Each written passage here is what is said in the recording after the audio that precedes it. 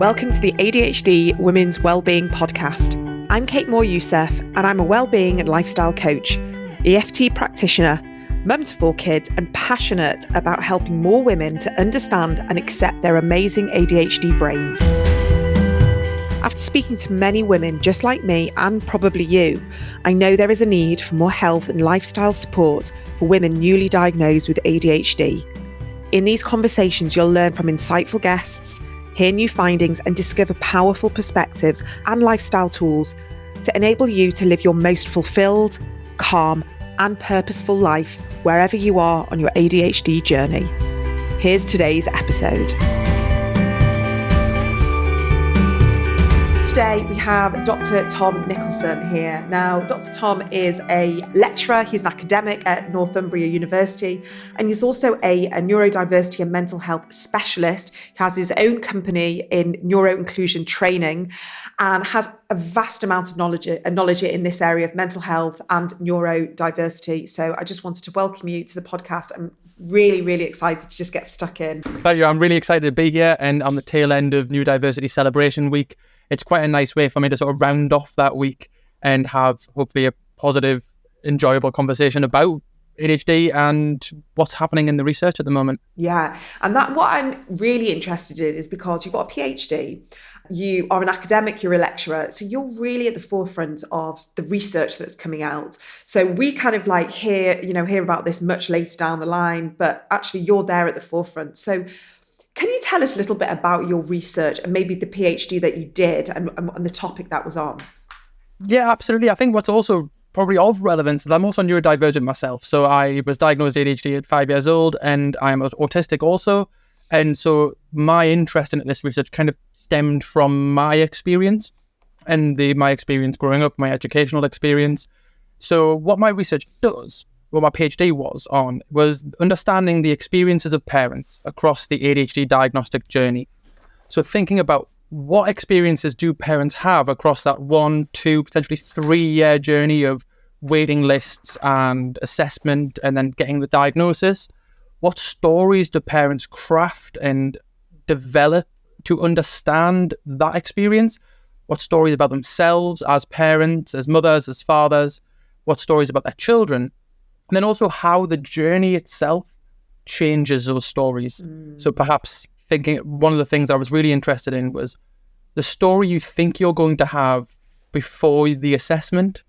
Does that match with the story that you actually have post-diagnosis about what does ADHD mean to you, or mean to you as a mother, mean to you as a father, and how you see your children, and then the language of disability and positivity within that, and how do you make sense of that journey, that often very challenging journey? Yeah.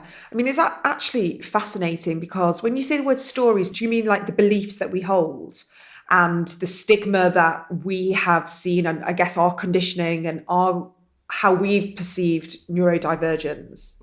That and more, it's very much how do we construct and make sense of our experience. So that sense making and that story could include, who are the protagonists, who are the helpful figures in your story, in your journey, who are the antagonists, what are the people or systems or barriers that present challenges and problems to overcome on that journey. And then on top of that, what is the role of sort of societal pressure, on the pressure that we place on mothers, on fathers, the system, and how the systems of healthcare and education interplay within our stories, and in how some stories are filled with interactions with, say, healthcare or social care, whereas other stories and parental stories are filled with educational challenges. And one thing that definitely came out in all stories was fighting and battles and fighting for diagnosis. And I'm sure we'll go into loads of detail because there's so much to talk about here. But yeah, the story was almost any way in which parents make sense of what is happening to them, for them, with them. Wow. So this was your PhD project, I guess. What drove you to this? Was it a personal endeavor? Was it something that you were seeing while you were working in the mental health arena? Like, what was the sort of the driver there for you? It was very, and funny enough, I actually wrote about this in my thesis because it's a really interesting thing you get to do in PhDs is explore your own sense making through that journey. And what drove me to ADHD in general was my early experiences. So I was diagnosed ADHD. My mum was a mental health nurse. I described my early life family-wise as attachment focused and loving and supportive, and my educational journey as institutionally abusive. I was told my entire educational journey that I was the problem, that I was a bad child, I would be in prison by the time I was 16, or I would never amount to anything. Wow. And this was from 5-6 years old. So those are the stories that we're talking about. Yes, and this was a story that was given to me. So my story was one of the typical bad child, naughty child, ADHD, bad boy, ADHD, and the lack of hope that came with my story. Yeah. However, I was particularly fortunate in that my story changed a little bit when I went to high school and found people who were more supportive, more inclusive, who gave me a better story, a more positive one, which acknowledged my neurodivergent challenges, but supported and bolstered and nurtured my ADHD neurodivergent strengths. And then from there, I had this sort of driving passion that I never wanted, and I don't want any other children or young people to have the experiences I had. And so I went into mental health nursing, and I was a ADHD nurse in the neurodevelopmental assessment pathway. So I was responsible for the assessment, diagnosis, treatment, and intervention of young autistic and ADHD children in Newcastle and Gateshead. But then when I was in there, I saw more of these systemic barriers. I saw more of the challenges and the long waiting lists, and not quite feeling like that was enough, that I was making enough impact. So what's the next step? It was then do a PhD, get into research, try and find a way to impact on policy and impact on more people and change the sort of societal or the cultural narrative. And that was around the time when I also developed my my ADHD neurodiversity training business. So I've been straddling kind of a tightrope almost of the academic research-focused work on improving research in this area, and then also supporting the training and the education and the understanding of ADHD, both to health, social, and educational environments, but also to the general public. So I did about public lectures on ADHD as well, and navigating neurodiversity. So kind of my entire life has been ADHD, both from a challenge perspective early on to then my careers. And again, so doing a PhD just felt like a natural next step for me, because I am one of the fortunate people who I am particularly strong academically, but I struggle in other areas. And so can I ask, I mean, obviously you're saying that your mum was a mental health nurse. So what era, what date were you diagnosed? Just so I can gauge kind of... 1996. 1996. Okay. So sort of ADHD. Yeah. So ADHD was sort of coming out. It was being diagnosed in boys. The stigma was there. Everyone's talking about Ritalin, and it's that kind of like mid-90s stigmatized view on what ADHD looks like. And we sort of did... I remember that exact time. I was 16, and my brothers were both diagnosed probably late 80s, early 90s. No, I would say probably late 80s. They were both diagnosed. And like you say, there are these stories, and like your mum is kind of like the hero in this situation, because she was obviously at the forefront, and she was thinking, there's no way my kid's going to be written off like this. So do you feel that you had this advocate on your side? Oh, I could talk about how wonderful my mum was for hours. So my mum was the type of mum, so it was unconditional love at all times. It was acknowledging my challenges, but she was fighting the school. She was constantly going into the school. She was challenging the status quo. When the school were constantly putting me on report cards and giving me punishment-based systems, my mum went into the school in 1996, 97, and told them it would use a positive behaviour report to use positive behaviour strategies, which are now the gold standard behavioural management for neurodivergent young people. She saw how I was being treated at school and how I was constantly being punished, and then she vowed to stop punishing me at home and stop telling me off and always extol the positives and the virtues. I used to tap and I would bang my hands all the time, and it was my mum who bought me a drum kit so that I would have, and drum lessons, so that I would have something to feel good about myself and to feel some sort of self-esteem around. And I was doing grade 5 drums. I was in a djembe African percussion ensemble as the lead soloist at one point, which is very unusual for the northeast of England. And I don't know if you can see in the background, but I've got a drum kit in the background now, which my son, I've got a 20-month-old son, and we play the drums together. So yeah, my mum has been just that absolute rock throughout my entire journey. She was I've got pictures at my graduation where she's just beaming. But her story and her journey, because she still has these doubts about her parenting ability during that time, because of what she was told by society at that time. She was told by teachers that she wasn't good enough. She was told by teachers it was her fault. I was a naughty boy. And those stories, unfortunately, haven't changed as much as we would like to see. And that was one of the findings from my thesis, was that we're still seeing those same mother-blaming, parent-shaming stories, but we're also seeing some real positives. And I love that you described her as like the hero of the story, or the protagonist, because that was also one of my findings, is that mothers particularly have to put on the mantle of being the advocate, the hero, the protagonist, the valiant parent who fights against the system. And that's exhausting.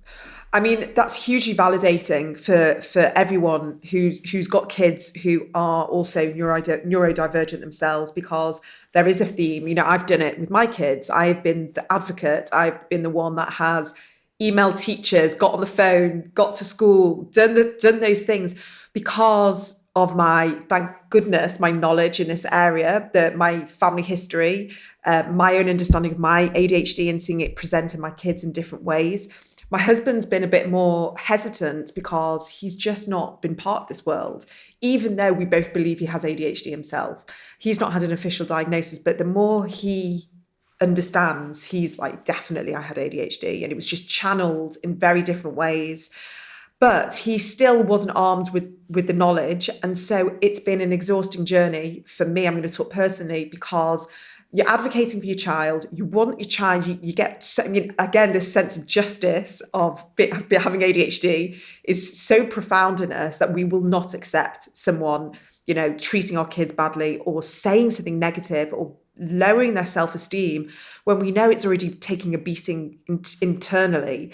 And I hear this a lot with other women as well, that they are getting their own diagnoses after their children. So they're navigating that themselves, processing, grieving, all of the stuff that they're going through. But, being parents, we do prioritize our kids, hopefully. And we want to kind of make the world a better place for them. So it's incredible that you are honing in on these, because all the conversations I've had on the podcast, we've never really kind of gone there, because there is a lot of guilt shaming and, parents, you need to be doing this, or you should be doing better, or you shouldn't allow them to do this, or if anyone knows about parenting an ADHD child, there's certain things that you cannot force them to do. And it's really hard work sometimes, incredible in other times, but it can be really challenging. And we see it's like a mirror as well. So they can trigger us, we can trigger them. We see ourselves, thinking, oh, I don't want them to make the same mistakes. So we overcompensate, and then we project. And there's just this whole cauldron of all sorts of things going on. But essentially, I think what you're doing right now is validating our experiences, messy, and sometimes we don't have the answers. We don't know what we're doing. And sometimes we are making mistakes. But I wonder if what you found in your thesis was that if there was an underlying love and constant advocacy for your child, and what you said, I wrote that down, the positive reinforcement, if we focus on that, were you seeing a better outcome?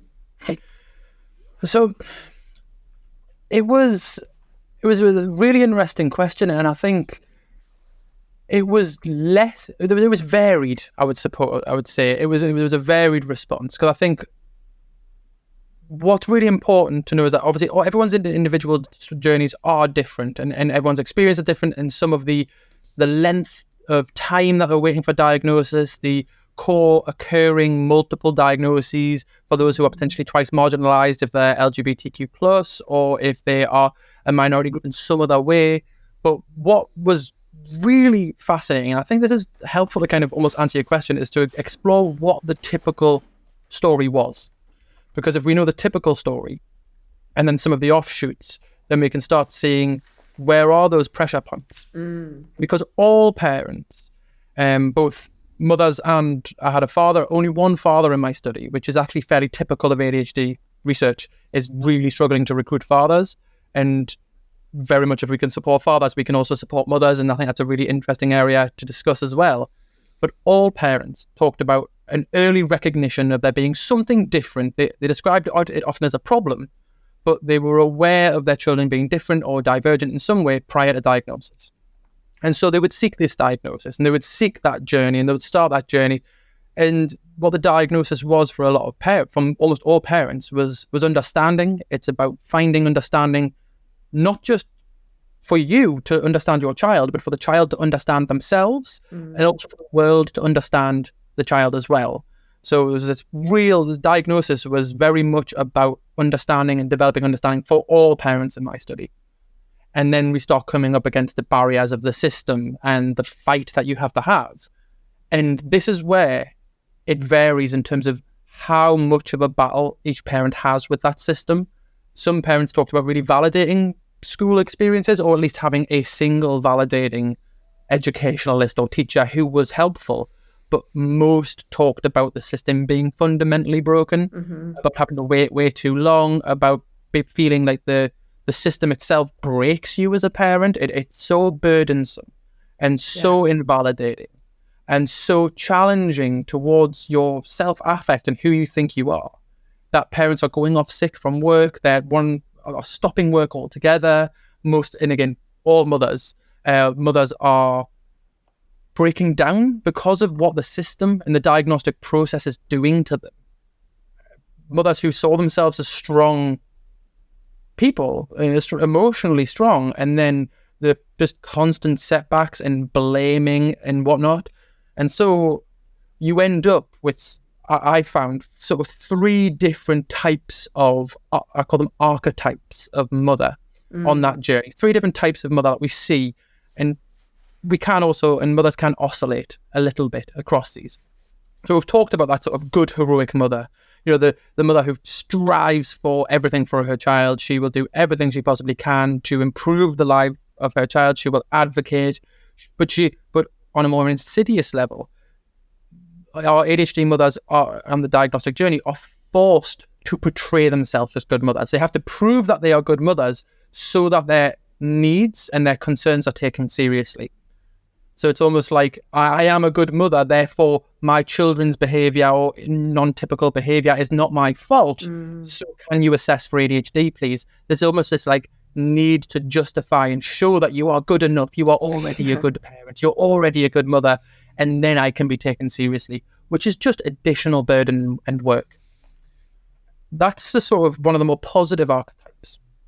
The second one I call the guilty, the broken, or the fragile mother. And these are mums who are broken emotionally by the system. Again, the ones who become mentally unwell. Their well-being is sort of decimated because of this sort of societal violence that occurs towards them. And this like sort of forcing of, well, have you tried this? Why this is your fault? Or even you are responsible for your children not being successful or having these difficulties, and that being too much for many, understandably so. And that's where I saw mothers going off sick from work, quitting work altogether, because of the journey. Again, this is not about parenting an ADHD child. This is not about the additional typical parenting burdens and challenges and fun.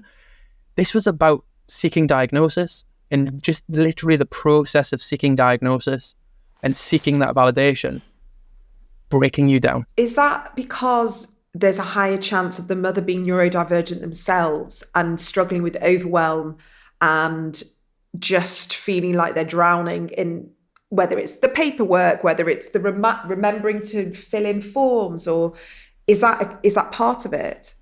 That is very much part of it. And there's a super fascinating finding I had, which was about how the stories of mothers who already have a diagnosis of ADHD themselves were different from those who were non-neurodivergent mothers. And part of that extra challenge, yes, it was the additional burden, was the fact that it's harder to go through all this paperwork. It's harder to remember all these appointments when you are ADHD yourself. It's more challenging. You're already emotionally potentially dysregulated. You've already had difficulties with shame and being blamed your entire life anyway. And then medical professionals using language like disability and disorder. And mothers going, I never considered myself disabled. I never considered myself to be broken. But the way that it's being portrayed in my child is now I'm having to face, well, hang on, am I disabled? Am I a disabled person? I'm seeking disability support through the sort of social care systems for my child. And then it's forcing you to recontextualize your own identity as a mother in relation to ADHD. Yeah. Which was something I've never seen in the literature before, about how a childhood diagnosis forces you to face your own diagnosis in a different way. Another really interesting example was one mother who saw her ADHD as her nemesis. It was not a superpower. It was not positive. It was something she wanted to be rid of. She wanted to medicate. She did not like her own ADHD. It was her anathema, her nemesis. But she didn't want her children to see their ADHD in that language. And so had to forcibly change and alter her own perception of her own ADHD so that her children would be able to see that modeled behavior of actually ADHD isn't this negative thing. Yeah. And that, again, when I talk about stories, the story of yourself has to change. Yeah. Oh my which goodness. Is work. And that's what I talk about. Work, parenting, work, contextual, conceptual work. And there is one more type of mother. Yeah. Go. And this is a mother you were kind of talking about with yourself just before, Kate, where you talked about you know a lot about ADHD already, and that's really beneficial. And this is where our insider or informed mothers come in. Our informed mothers are mothers who they either already know about ADHD because they are professionals, they've worked in healthcare or social care or education, so they have a decent level of awareness, or they've read all the books, they've read the journal articles, they've been listening to podcasts such as yours for the past 2 years. They feel knowledgeable about ADHD, and so they're going into these assessments with the right language, with the language that they know will get people to listen to. They're using nice guidelines, they're using best clinical practice guidelines to get preferential treatment, in the sense of saying, actually, if I make a complaint, it's going to be listened to more because I know what words to use. I know what you need to do in line with the Equality Act or the Disability Discrimination Act. I know what needs to happen here, and I will fight for it using my knowledge or using the people who I know who work for SIPs or CAMs. And those informed or insider mothers typically got faster diagnoses or faster assessments, or almost nearly exclusively went private. And went for private diagnosis, which I thought was really interesting, and also displays another one of those inequalities in ADHD diagnosis, that if you have the funds and the financial resources and the capital, then you can get quicker assessments, potentially more robust assessments, or more inclusive assessments of more than just one condition or one difficulty, and you can get it within weeks and not years. So yeah, that's all the mothering roles. It's unbelievable, the layers, so many layers that we're talking about here. I don't know any other mental health condition, or however you want to describe, ADHD, with so many complexities and so many different things attached to it, because it's there. It's part of our genetic makeup. We've probably seen it through the generations. And, you mentioned at the beginning, we're at the tail end of neurodiversity celebration week. And I'm not entirely comfortable with it. It doesn't, I've not embraced it as much as I thought I would, because the word celebration, what am I celebrating? I'm not celebrating people's mental health being in such dire straits that they've had, suicidal ideation and addiction problems and disordered eating. Awareness, yes, we need awareness. We need to talk about it. We need to normalize. But the celebration for me feeds into it's a superpower. It makes you really creative. It makes you a fantastic entrepreneur, which it can do.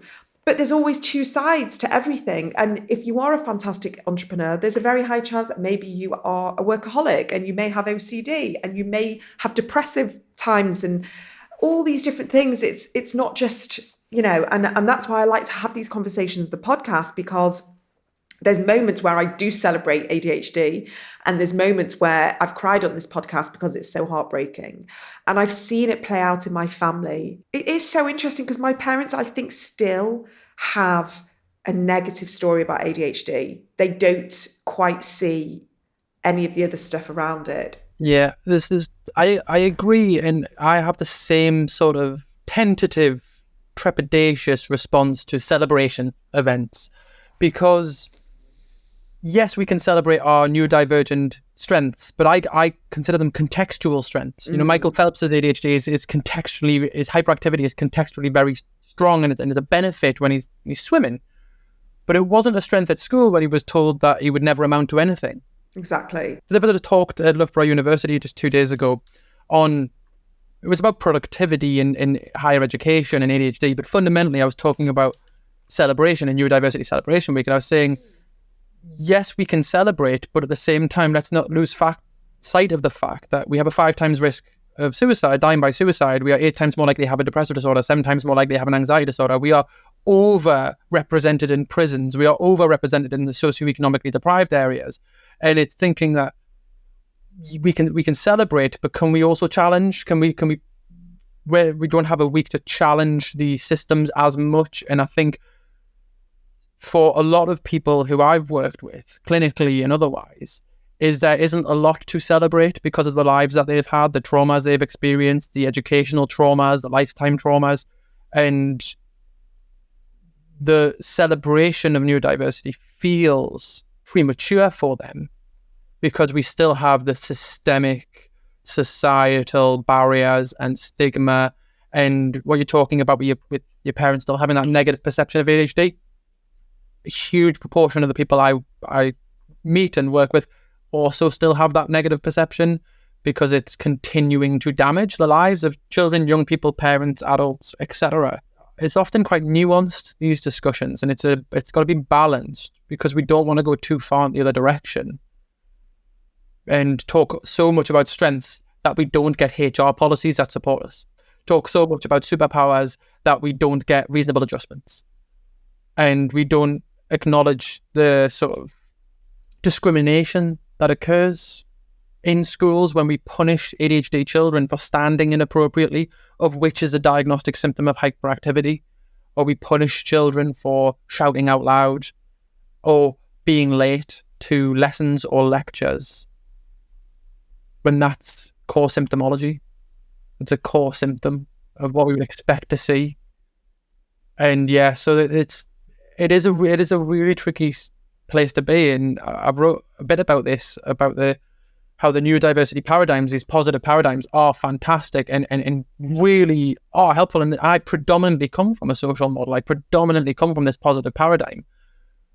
But you also can't deny the objective lived experience of impairment for some people, where the intensity and level of their inattention, hyperactivity, and impulsivity is to the point where they actually really struggle to function even when society is set up supportively for them.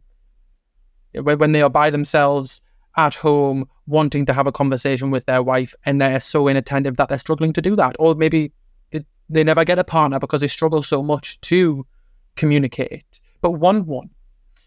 And it's this fine line. And then how do we pair in medication? How can we how do we conceptualize medication when we want to be this purely positive social model, change environments perspective, when we're also acknowledging that medication is helpful to us? And how do you balance that? And that was part of my findings as well, as how do parents balance that ADHD medication's efficacy is incredibly well evidenced and well researched. But what are we medicating? To what extent are we you can't medicate someone out of a terrible school system and a shame-filled school system.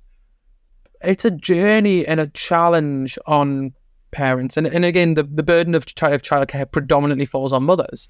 So it's predominantly mothers who are affected by this. And that additional burden, that cognitive load, is overwhelming for many, understandably so.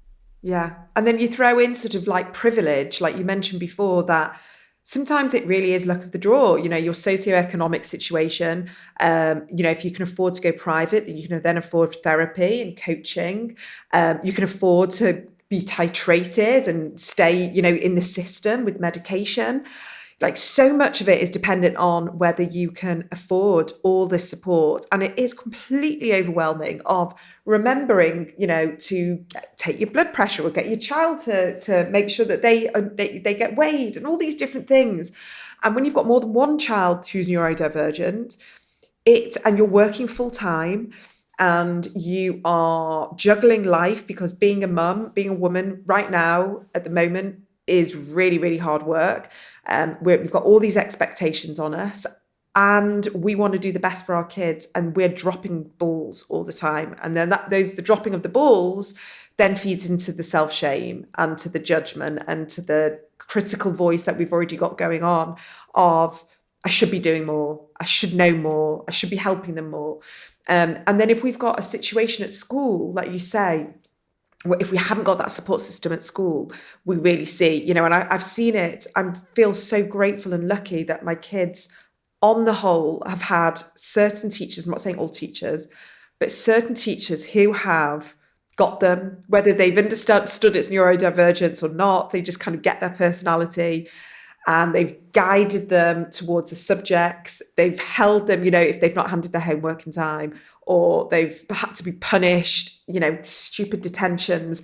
And one teacher has, saw that my daughter kept getting detentions and basically just said, well, let's go over your maths homework together. Let's use this time to kind of reinforce your maths again. Like these people, the teachers, I can play such a pivotal role in building a child instead of crushing a child. And I'm keen to understand the Tom back, when you were diagnosed and what they were saying about you. And now look at you. I mean, highly academic, being able to achieve what you've achieved and to direct and channel all your energy and focus into what you're doing now is incredible. Was there a point where you kind of thought, I can't do this? Or were you always fascinated in academia? And last question, I always do this with about 10 questions in one. Do you think that the autism has helped you with your academia? Or is that me just stigmatizing autism? Good question. A great series of questions, and I'll try and do them in chronological order as best I can. So all of my training, actually, I deliver about a third of it is around the research evidence and the academic perspective, but in a digestible way. Some of it is on the clinical perspective of ADHD and what we know clinically and what helps and what is supportive and what are the evidence-based things that are effective and helpful. And then the last part is always about my own journey and my own story and my own narrative. So I'm very open about my experiences, and I bring report cards to my sessions and I read out the report cards. And I've got a few of them here just on my other screen to talk about the story that I was told. This is my year 6 end of year report card written by the head of the year. Oh dear, perhaps we are going to have to curb this streak of independence so that Tom isn't quite so noticeable. His interest and genuine enthusiasm for the world around him is great to see and should help him gain approval. We hope so. And so what I learned at school was that you need to gain people's approval and you shouldn't be independent. My personality and social development for a whole year was summed up in one sentence. Tom likes to be the centre of attention and can be quite disruptive to achieve this. Now, I love being the centre of attention. I'm a public speaker. I'm a professional public speaker. I love being on a stage in front of hundreds of people. It is my joy. It is my happy place. But I was told at school that that was undesirable, that that is not something that you should want. I've got more. Tom remains a very frustrating student. Tom is lazy. Tom is struggles to know when it is an appropriate time or an inappropriate time to speak. This is an issue that Tom can easily resolve, because the belief was that I could easily resolve these things. Oh my God. report card says, one of my goals on my report card, Tom will not use his hands to fiddle with any possessions. Completely impossible goals. And so, unfortunately, when I was about 11, again, all of my peers, I was being bullied by my peers as well as my teachers. And my peers told me, like, I wasn't welcome. I was told I went on holiday to Florida and I came back because my mum and dad won a little bit of money on the Lucky Sevens football. And we didn't go on holiday all the time. And I was told by a teacher when I was 7 that it was so much better when you weren't here. And then in year 6, I went on to Mallorca and I came back, and another teacher told me, Tom, it was so much better when you weren't here. Oh my God. And so what happened, again, horrific, but what happens in that time is you start then believing that everyone would be so much better when you weren't here, if you weren't here. You start really believing that actually everybody would be better off. And then that 5 times increased risk of suicide starts making a lot of sense. So I was 11 and suicidal for a couple of years. And, what got me through that was my mum, was my loving parents, was my loving family.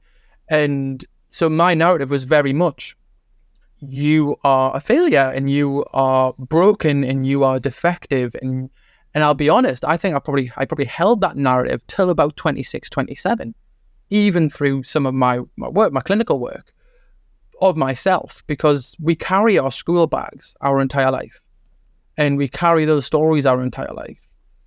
But there were also individual teachers who challenged that narrative, who discovered that I was really good at some things, that I was academically quite strong. So I always loved I always loved learning. I loved the process of learning, but I despised education. I hated education because I hated those environments.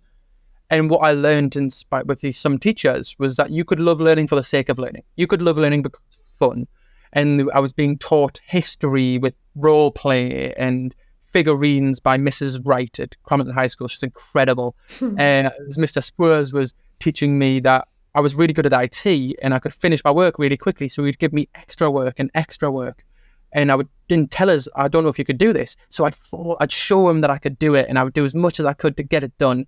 And then I ended up getting an extra GCSE just in my lessons because of how much extra work I did. And then in my A-levels, I didn't take lunch breaks because I didn't like being outside as much. So I ended up getting an extra A-level. And what these two teachers showed me is that actually I was really academically strong. And then I was then put onto gifted and talented programs, and I was on the Young Gifted and Talented register. I was sent to Oxbridge on an aspiration day. So I was gifted and talented, but that was missed for 15 years. And I was told I was a crap student and a bad student who couldn't learn. And yet from 15 onwards, I was told, actually, you are exceptional, to use the language. And I went straight from, I told my mum when I was about 13, I said, Mum, I am going to be in education till I'm 30 and I'm going to do a PhD, just because I thought it sounded cool. And then I got my first degree, and my first degree was ancient history. And I did that because I thought it was interesting. I read a fiction book on it and I thought it was interesting, so I just did a degree in it. Completely impulsively, didn't really think it through, and loved it. Did I always see myself as doing something like this? Kind of, but more because I thought it was interesting, not because I wanted to be an academic or be in academia. I just always loved the process of finding stuff out and taking things apart and learning them, but not practically. I'm terrible with my hands. I can't put up a shelf, but I can write an essay in 2 hours. So it's like my strength, and to link with what you were saying about I think it's potentially a bit of an autistic way of thinking for me, this quite rigid cognitive way of thinking, is I can pick up information really quickly and I can detract my emotion from that information quite comfortably. So I can change my opinion. My opinion can be changed. My perspective can be changed. I'm able to slightly unemotionally explore the research and concepts and I'm very comfortable being challenged. And it's intellectually challenged and having my theories challenged and things like that. And so I think that does hold you in really good stead for academia and for academic work. But it also makes friendships and relationships challenging. It makes friendships more challenging because not everybody thinks like that. Not everybody is as detracted from their emotions and their ideas or their principles or their beliefs. And so I love debates and I love the process of debates, and not everyone loves that. Yeah. So it's a really, although it might sound like I have been really fortunate that I am academically quite strong, and that is my area of strength. I don't want to detract from the continual, constant difficulties that are just slightly different for those who are academically successful or achieve academically. I'm hoping, I'm writing an abstract with my coach and a colleague about what they call twice exceptionality. So being gifted, high IQ, high achiever, and being neurodivergent or ADHD, and how do you fit into that story? How do you fit into that narrative? Because you have different difficulties sometimes. Do you find that you burn out because of yeah. I've got to be really careful. I burnt out during my PhD, but that was also in part due to COVID and lockdown, and going from speaking to 100, 200 students a day to only speaking to one person for a year because everyone else was on a screen and not turning their cameras on, and losing all of that social interaction. And then I do constantly have plates spinning. I finished my PhD, and what most people would say then was, lovely, I'll have a rest. And my brain went straight to, so what's the next challenge? What's the next big thing? So now I'm training for an Ironman triathlon. I wasn't expecting you to say that. So 2.4 mile swim, 120 mile bike ride, and then a marathon all in one go. It'll take us about 3 years to train for it, because that's how my brain works. It works with these big challenges, and I really love that. But that is also exhausting. I as I said, I have a toddler. I have my own business. I'm an academic. I have a wife, and I have a home, and balancing all of that whilst also wanting to do a Ironman for some reason. And like that last year, I read 75 books because I love reading. Reading's my special interest.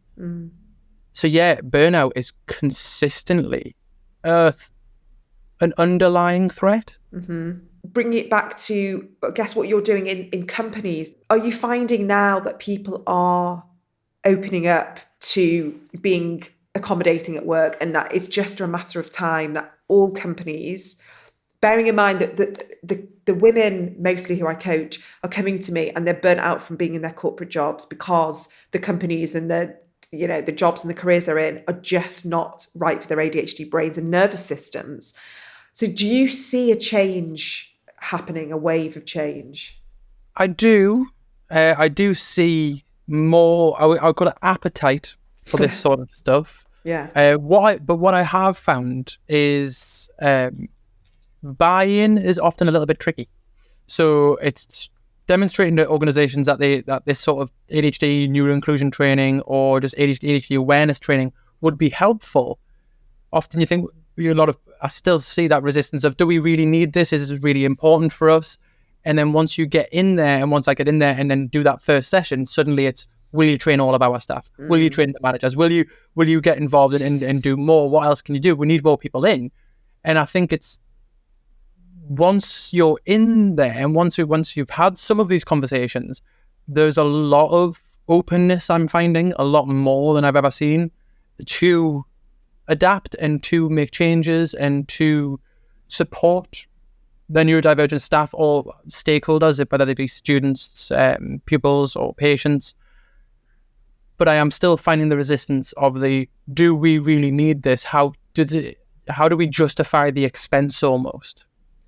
What is the metric? How can you prove that this will lead to further profitability or productivity or employee wellness? And it's hard to get that in just an email, isn't it? But yes, I am seeing things improve, but I'm also seeing in some areas things going backwards. I'm seeing in some areas in the NHS, because of the crisis that we're in terms of staffing, that we're falling back on even more deeply entrenched medical models. We're seeing more sort of disorder negative based medical language. We're seeing the splitting apart of holistic, person-centered teams and treatment pathways to more rigid, binary, this is the ADHD assessment pathway, this is the autism assessment pathway. If you want your ADHD diagnosis, it's this pathway and it's 3 years long. If you want autism after that, that's another year, as opposed to a neurodevelopmental, mental health assessment. And that's, again, it's funding, it's challenging. But in the corporate space, yes, I am seeing things improve, which is really heartening. And in schools, I'm seeing some wonderful practice. I still see a lot of bad practice. I still see a lot of horrific things. But I'm seeing some truly revolutionary stuff, normally by individuals who are paving the way and trailblazing. And I think that's what we have to bear in mind, is that individuals can make massive differences for another individual or for teams or for hundreds of people. But the burden shouldn't just be on those who are neurodivergent in those organizations. Yeah. Which I think is something that happens, and also what we're seeing is, as you say, women in these spaces who are experiencing this sort of intersectional challenge of both being a woman and being neurodivergent, and that dual stigma, that dual challenge.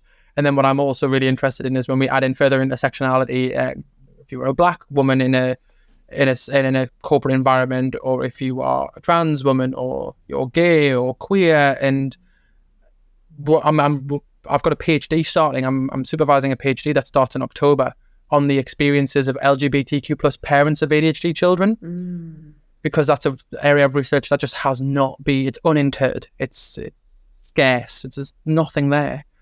So how are those experiences different? And this is a separate conversation about what I'm interested in, is how do we support fathers on that ADHD journey, and to be involved in going to appointments, to be involved in going to school appointments more, to acknowledge their own ADHD. Because if we can support fathers, we can also better support mothers. That's massive. We can share that burden, we can reduce that burden, and begin going through that new fatherhood journey myself very recently. That sparked a new area of interest for me. Of how do we do it? How do we get dads involved more? I mean, I think it starts from pre-birth, but maybe we can stop sending dads away on the first night of the child's life and send that implicit message that this is mom's responsibility, even though mom has just gone through potentially a significant bodily trauma, surgery or what have you. And that's not, how do we get that? And then how do we make sure dads get involved in research? How do we do that? And I think that's probably a project that's coming in the next few years about, we need to get dads involved so that we can support and empower mums more. I think that's so powerful, so important. And that for me, when I normally can feel it in my body when I hear something quite profound, and that for me is huge. So I really do hope that you get to do that while resting, while enjoying your books and your drumming and your Iron Man and being a dad as well. Yeah. And I just want to thank you so much. I mean, I think we could have carried on talking, but I kind of like to keep the conversations under an hour. That's my remit for the podcast. But I just want to say thank you so much for the work that you're doing and what you're doing to help this community, because it's huge. And the fact that you are at the forefront of the research, and then you are simplifying things so the wider communities can understand what's going on. Just want to thank you so much. Thank you very much. And thank you for letting me come on and talk about this stuff. It's sometimes quite hard to get what happens in our universities out to as many people as possible. I'm not the only one doing this sort of work. There's some real cutting edge work happening in the ADHD space at the universities. I've got colleagues doing work here, and we want people to hear it, because actually what we're seeing in practice is 10, 20 years out of date. Yeah. What the research is saying now. I really hope you enjoyed this week's episode. If you did and it resonated with you, I would absolutely love it if you could share on your platforms or maybe leave a review and a rating wherever you listen to your podcasts. And please do check out my website, adhdwomenswellbeing.co.uk, for lots of free resources and paid for workshops. I'm uploading new things all the time and I would absolutely love to see you there. Take care and see you for the next episode.